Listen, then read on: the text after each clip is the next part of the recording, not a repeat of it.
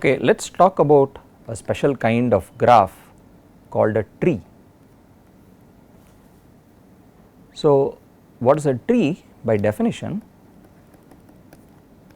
a tree is a connected graph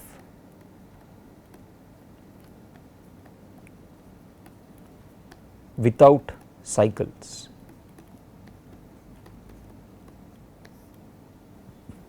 So, connectedness we talked about, it just means you can go from any vertex to any other vertex through some walk in the graph or a path in the graph. Cycles are, well, what is a cycle? It is just a path in which the starting and ending vertex are the same. Okay. So, here is an example of a cycle. So, you look at this.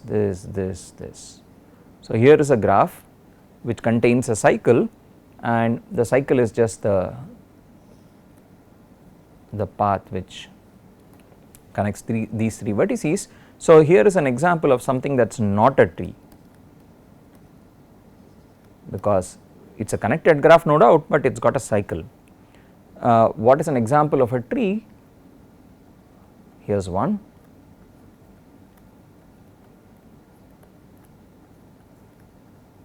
So, here is a tree.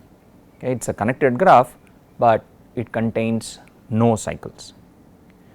Okay, so what we will do is try and see how many different trees one can construct. So, this is an interesting counting problem. So, let us start by looking at trees with varying number of vertices. So, for example, if I had two vertices,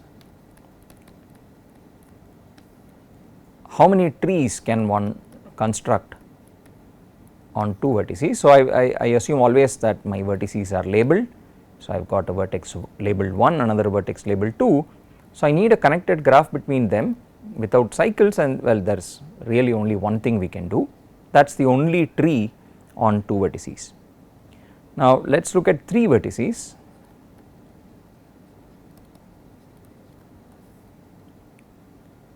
So, there is a bunch of things I can do. So, if I look at 1, 2, 3,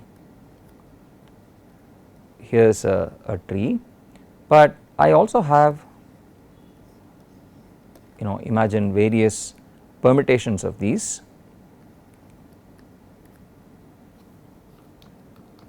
And so on. So, I can imagine drawing this. So, let us say I draw all the various permutations. So, 2 1 3 1 3 2, there are 6 possible. So, the underlying graph I am drawing is just a path which connects these three vertices, but remember I can have different labels occurring in different places. So, each of these would be a different tree, each of these would be a different graph. Now, of course, there are 6 different permutations of the numbers 1, 2 and 3. So, here is another one. If we look at the permutation 3, 2, 1, well, that also gives us another seemingly another tree, but observe that this tree is actually the same as the original tree that I had, which is 1, 2, 3. Okay, why is this? So, recall when we first talked about what a graph is and how to draw a graph and what a redrawing of a graph may look like and so on. So, if you observe what I have here on the right is just a redrawing of this graph on the left. In other words, I have just placed the vertices differently, but if you look at what the edges are between the vertices, right, that is what really a graph is, what the vertex set is and what the edge set is. Here the edge set is, so there is an edge between 1 and 2, there is an edge between 1 and 2. Likewise, there is an edge between 2 and 3, there is an edge between 2 and 3, and there are no other edges here or there.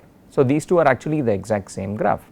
Likewise, you can look at 3, 1, 2, that would actually be the same as this tree, and likewise 2, 3, 1 would give you the same as it is a redrawing of the tree on the left. But observe that the ones on the left are all different from each other. So if you look at this first tree here, I have 1 and 2 are connected to each other, okay. 1 and 2 are also connected to each other in the second tree, but 2 and 3 are connected here, okay, but 2 and 3 are not connected in the second tree. So I do not have an edge between them, instead I have an edge between 1 and 3. So those two, the first two trees are not the same, first two graphs are not the same as each other. Likewise, you can show that the third graph is not equal to either of the first or the second. For example, in the third graph 1 and 3 are connected to each other, whereas in the first graph 1 and 3 are not connected, and so on, okay. So essentially these three give me 3 different trees, and the other 3 are just redrawings of these 3. Okay, so that's pretty much all there is with 3 vertices. You have got just three possible trees. Now let us just do one more to see how this grows. So if you look at trees on 4 vertices, so this is a sort of an interesting thing that you should try to do yourself, but let me show you how and what you get. So there are, again we could start the same way. We could look at this basic structure, this path 1 2 3 4 connecting, sometimes called the path graph on 4 vertices, and just like we did before, we could write down all the various permutations of this, right, and recall there are 4 factorial or 24 different permutations of the numbers 1 2 3 and 4. So you would expect to get 24 different graphs. For example, here is another one, and so on, okay. So I can write 24 different ones, but just like we observed in the earlier case, you would always be able to find redrawings. So instead of think about the same graph but sort of listed right to left. So the graph 4 connected to 3 to 1 will coincide with this guy. Likewise 4 2 3 1 will coincide with the second one, and so on. So even though there are a priori 24 different permutations, only half of them will turn out to give you trees or distinct trees. The other half will all just turn out to be redrawings of the first half.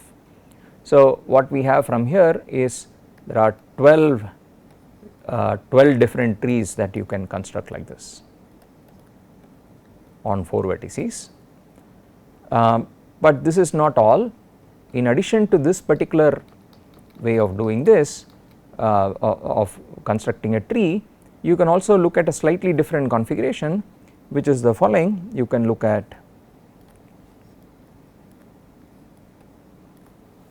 4 vertices arranged in this way.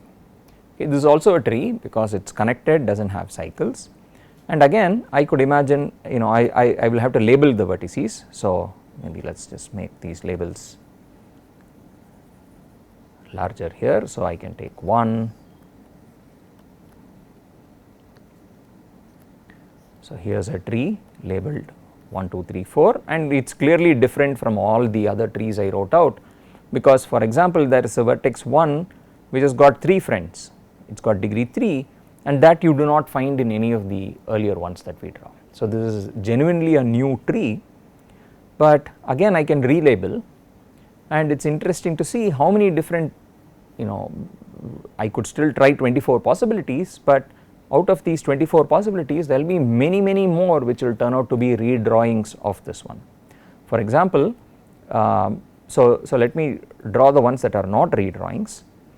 So the vertex in the center can be any of these 4,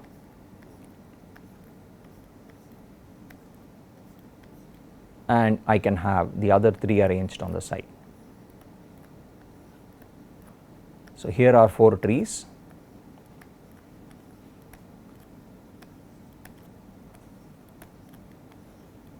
And these are really the only 4, even though there are 24 different permutations.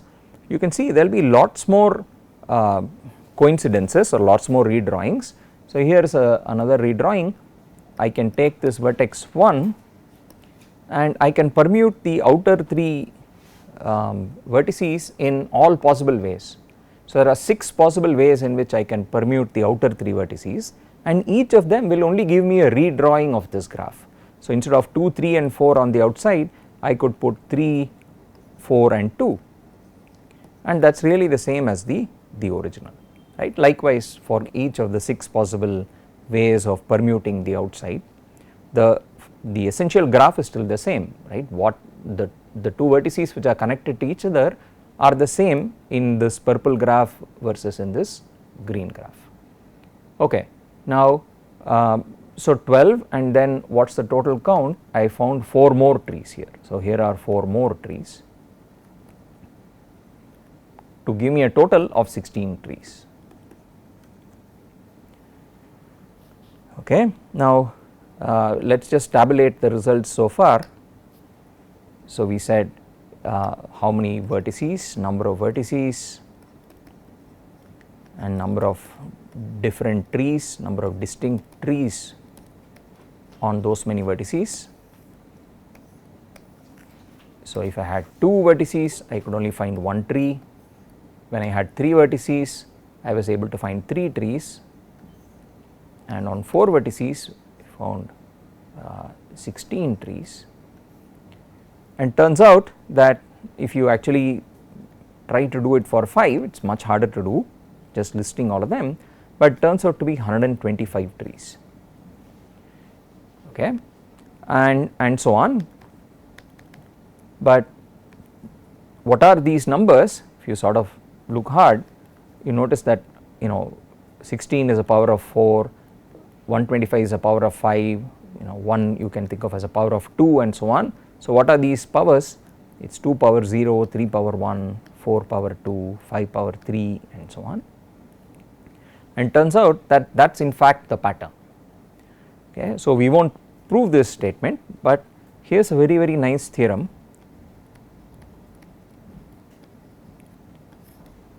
So it is sometimes called Cayley's formula.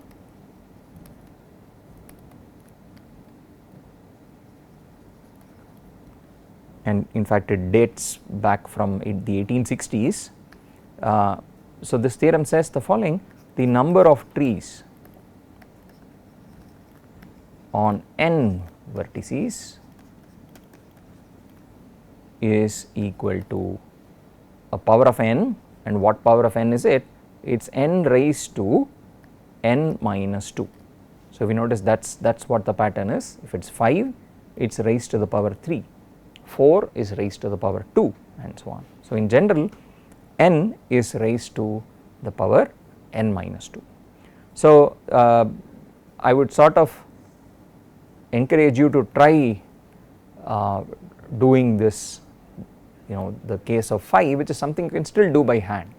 So the goal there is you proceed like in 4, try to find out the essential patterns or the underlying configurations of trees, and then try to see what are the different ways of putting numbers on the vertices in order to generate distinct or different trees. So there will be many which will turn out to be equal under redrawings.